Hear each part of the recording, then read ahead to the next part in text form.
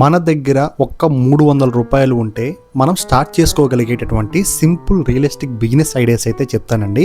So last వీడియోలో నేనైతే 400 రూపాయలతో కూడా మనం స్టార్ట్ చేసుకునే బిజినెస్ చెప్పాను, టాప్ 10.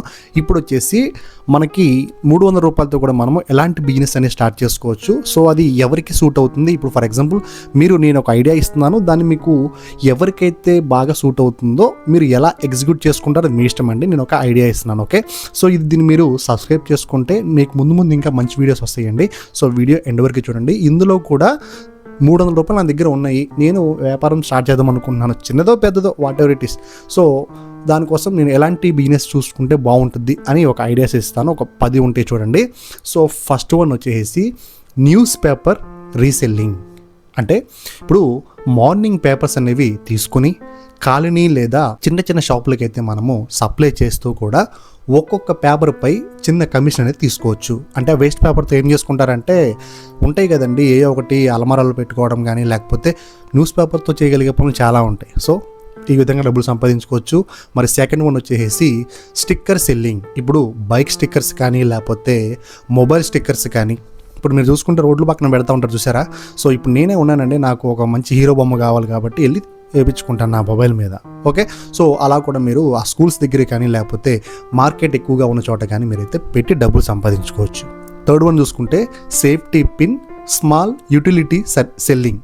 అంటే ఏంటి, ఇప్పుడు సేఫ్టీ పిన్స్ అంటే సూదులు, చిన్న కుట్టు వస్తువులు కొనుక్కొని మార్కెట్ దగ్గర కానీ లేకపోతే మిషన్ షాప్స్ ఎక్కువ ఎక్కడైతే ఉంటాయో సో అలాంటి ఏరియాల దగ్గరికి వెళ్ళి కూడా మీరు వాటిని చూపించి సో మా దగ్గర ఈ కాంబో వస్తుందని చూపించేసి మీరు డబ్బులు అయితే సంపాదించుకోవచ్చు, సమ్ కమిషన్ తీసుకుంటూ, ఓకేనా. తర్వాత నెక్స్ట్ వచ్చేసి fourth one paper plate supply. అంటే పేపర్ ప్లేట్స్ మీరు బ్యాగ్ కొనుక్కొని చిన్న ఫుడ్ స్టాల్స్ కానీ లేదా ఏదైనా ఒక షాప్కి మీరు మంచిగా దాన్ని మీరు సప్లై చేసి కూడా అమౌంట్ అయితే సంపాదించుకోవచ్చు. ఎన్ని ఉన్నాయండి, టిఫిన్ సెంటర్స్ ఉన్నాయి, బిర్యానీ పాయింట్స్ ఉన్నాయి, వాళ్ళందరూ కూడా హోల్సేల్లో తీసుకుంటారు కదా. ఇప్పుడు వాళ్ళ దగ్గర కంటే మీరు ఒక 10 రూపాయలు తగ్గిస్తామంటే చూడండి, వాళ్ళు మీకే ఆర్డర్ అయితే తెస్తూ ఉంటారు.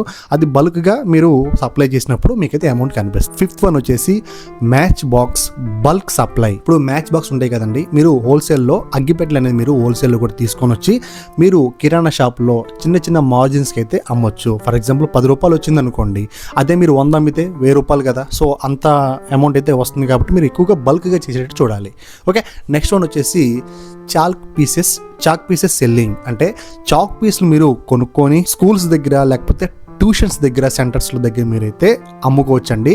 ఎందుకంటే అక్కడ వాళ్ళు ప్రత్యేకంగా వీటి కోసమే బయటికి వెళ్ళి కొనుక్కోవడం అనేది కష్టం కాబట్టి మీరు ఒక్కసారి వెళ్ళి అలవాటు చేస్తే వాళ్ళు ఆర్డర్స్ అనేవి మీకే ఇచ్చే అవకాశం ఉంటుంది కాబట్టి డబ్బులు కూడా వచ్చే అవకాశం ఉంది, ఓకే. సో మరి నెక్స్ట్ వన్ చూసుకుంటే స్మాల్ టాయ్ సెల్లింగ్. చిన్న ప్లాస్టిక్స్ టాయ్స్ మీరు కొనుక్కొని రండి, పార్కుల దగ్గర లేదా మార్కెట్ దగ్గర పిల్లలకి ఎక్కువగా ఎక్కడైతే పిల్లలు ఎక్కువగా ఉంటారో అలాంటి సరౌండింగ్స్లో మీరైతే పెట్టి కూడా ఈ యొక్క బిజినెస్ అనేది చేసుకోవచ్చు. మీకు వాళ్ళకి అమ్మడం ద్వారా అమౌంట్ అయితే వస్తుంది. ఎయిత్ వన్ చూసుకుంటే థ్రెడ్ స్వింగ్ కిట్ సెల్లింగ్. అంటే కుట్టు దారాలు, చిన్న కుట్టు కిట్స్ అనేవి మీరు తీసుకొని ఇంటి దగ్గర లేదా మార్కెటింగ్ దగ్గర లేదా ఎక్కువగా మిషన్ షాప్ ఉన్న దగ్గర మీరు ఆ యొక్క ప్రోడక్ట్ అనేది వాళ్ళకి అమ్మి కూడా డబ్బులు సంపాదించుకోవచ్చు. నైన్త్ వన్ వచ్చి used plastic bottle collection and selling. వాడి పడేసిన బాటిల్స్ అనేవి మీరు సేకరించి స్క్రాప్ షాప్లో కూడా అమ్ముకోవచ్చు.